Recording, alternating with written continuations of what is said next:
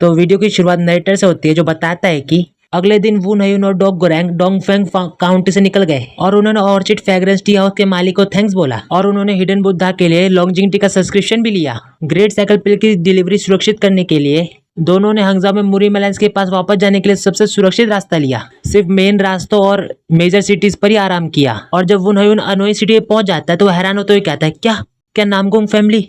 तो शराबी आदमी कहता है तुम किधर छुपे हुए थे जो तुम्हें इसके बारे में पता ही नहीं है। इसे सुनकर एमसी मन में कहता है नामगोंग फैमिली सिर्फ पायरेट्स के हाथों हार गया और नामगोंग फैमिली का head dark heaven martial empire के हाथों मारा गया था।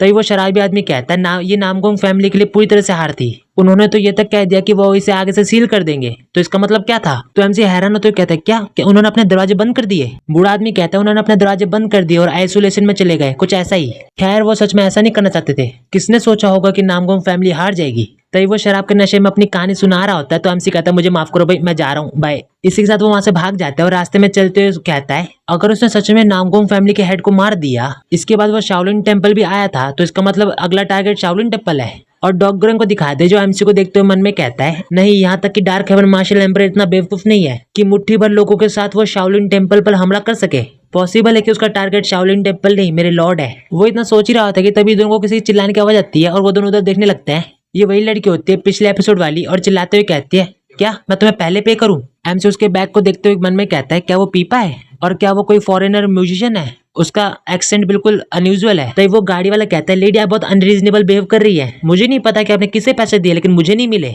तो फिर मैं तुम्हें अपनी गाड़ी पे क्यों चढ़ने दूं। तो वो कहती है क्योंकि आपने कहा कि आप हंगजाओ जा रहे हैं। तो गाड़ी वाला कहता है मैंने कहा लेकिन अगर आप सवारी चाहते हैं तो आपको इसके लिए पे करना होगा। तभी एमसी वहां आते हुए कहता है माफ करना। तो गाड़ी वाला कहता है तुम कौन। तो एमसी कहता है मेरा नाम वुन हयुन है और मैं मुरी मेलेंस के सेक्रेटरी के रूप में काम करता हूँ। इसे सुनकर गाड़ी वाला घबराते हुए कहता है क्या मुरी मेलेंस। तो एमसी कहता है मुझे लगता है कि कुछ गलतफहमी हुई है, अगर आप बुरा ना माने तो क्या मैं इस प्रॉब्लम को सॉल्व करने में मदद करूँ। तो वो गाड़ी वाला कहता है ठीक है। तो एमसी उस लड़की के पास आते हुए कहता है क्या आप नॉर्थ सी से हैं। तो वो लड़की हैरान होते हुए कहते हैं आपको कैसे पता। तो एमसी खुश होते मन में कहता है बिंगो, मैंने उस कपड़े के स्टाइल को कहीं से पहचान लिया है। मुझे लगा कि उसने यहाँ पे हंगामा इसलिए किया क्योंकि वो इधर की लैंग्वेज नहीं जानती है। तभी एमसी कहता है कि आपको याद है कि आपने वो पैसा किसको दिया था। तो वो लड़की खुश होते कहते हैं हाँ बिल्कुल बिल्कुल है, मेरी याददाश्त अच्छी है। तो एमसी मुस्कुराते मन में कहता है कितनी प्यारी छोटी लड़की है।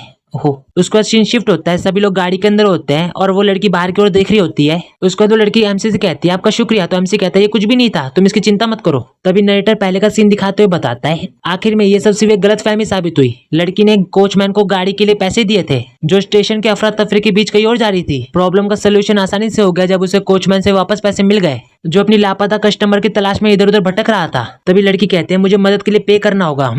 एमसी उसे इस तरह बोलता हुआ देख ही रहा होता है। तभी वो लड़की पैसे निकालते हुए कहते हैं प्लीज इसे ले लो। इसे देखकर एमसी को याद आता है कि यंग लेडी भी ऐसी ही है और डॉग गोरेंग को देखते जो अजीब लुक दे रहा होता है। तभी एमसी लड़की को रोकते हुए कहता है आपको किसी की मदद करने के लिए उसे पैसे देने की जरूरत नहीं है। तो वो लड़की कहती है हाँ मैंने सोचा कि वो पैसे ना देना अपमान होगा। एमसी कहता है ये जगह नॉर्थ ईस्ट से अलग है, आपको बस उन लोगों को दिल से शुक्रिया कहना है जो आपकी मदद करते हैं। तो वो लड़की कहते हैं कैसा है, लेकिन मैंने यहाँ बिल्कुल भी ईमानदारी नहीं देखी। उसके बाद वो डॉग गोरेंग से कहती है अंकल क्या आप भी हंगजाओ जा रहे हैं। तो डॉग गोरेंग कहता है हाँ लेकिन मैं अंकल नहीं हूँ। तो वो कहते हैं तो आप बड़े भैया हैं। तो एमसी कहता है तुम सिर्फ मुझे वो नहीं उनका हो। तो वो कहते हैं ओह तो यहाँ नाम से बुलाना ठीक है, मैं तो घबराई गई थी। एमसी मन में कह रहा होता है क्या ये कोई नॉर्थ सी की ट्रेडिशन है। उसके बाद वो पूछते हैं क्या नॉर्थ सी की यंग लेडी मुरी मेलेंस में शामिल हुई थी। मेरी बहन ने बताया कि वो ड्रैगन फिनिक्स टूर्नामेंट में जा रही थी। तो एमसी हैरान तो कहता है क्या बहन, क्या वो यंग लेडी तुम्हारी बहन है, क्या उसके साथ बिंग सोल और बिंग हॉर्न भी थे। तो वो खुश होते हुए कहते हैं हाँ क्या आप उससे मिल चुके हैं। ओह अब वो कहाँ है, मैं उससे मिलने के लिए बहुत दूर से आई थी। तो एमसी मन में कहता है नहीं नहीं तुम इतनी दूर अकेले क्यों आई। उसके बाद वो कहता है मुझे माफ करना लेकिन मुझे नहीं पता कि वो इस समय कहाँ है। तो वो कहते हैं ओह अच्छा।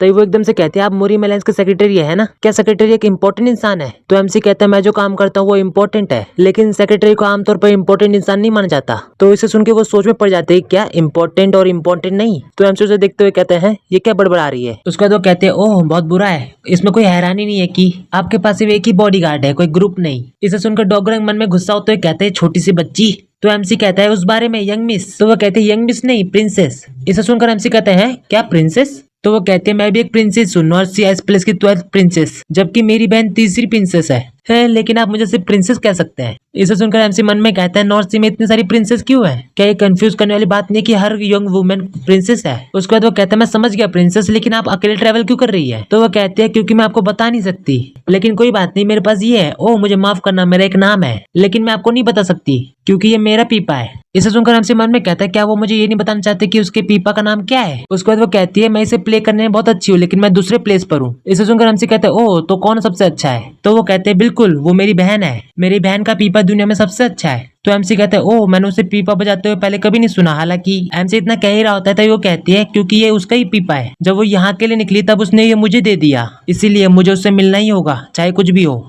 इसे सुनकर एमसी मुस्कुराते हुए सर हिलाता है। तो वो कहती है वैसे क्या आप चाहते हैं कि आपका शुक्रिया अदा करने के लिए मैं कोई गाना बजाऊं? तो एमसी कहता है ये मेरी हॉनर की बात होगी। उसके बाद वो अपना पीपा निकालती है और उंगलियों में कुछ लोहे का पहनती है। उसके बाद वो अपना पीपा बजाने लगती है, जिसे देखकर एमसी भी मुस्कुरा रहा होता है और मन में कहता है धुन बहुत साफ और सुंदर है, ये सिर्फ नोट्स नहीं है, इनमें कुछ ऐसी बात है जो मेरे दिल को छू जाती है। पीपा की आवाज बाहर तक जा रही होती है, जिसकी वजह से बाहर के लोग भी उसके बारे में बात कर रहे होते हैं। और तभी कुछ बाहर से आवाज आती है और देखते हैं कि घोड़े अचानक से रुक गए होते हैं। डॉग गोरंग बाहर की ओर झांक के वो देखता है और कहता है मुझे लगता है कि हमारे सामने कोई प्रॉब्लम है। तो एमसी कहता है क्या कोई प्रॉब्लम? तो डॉग गोरंग कहता है एक बैंडिट प्रॉब्लम।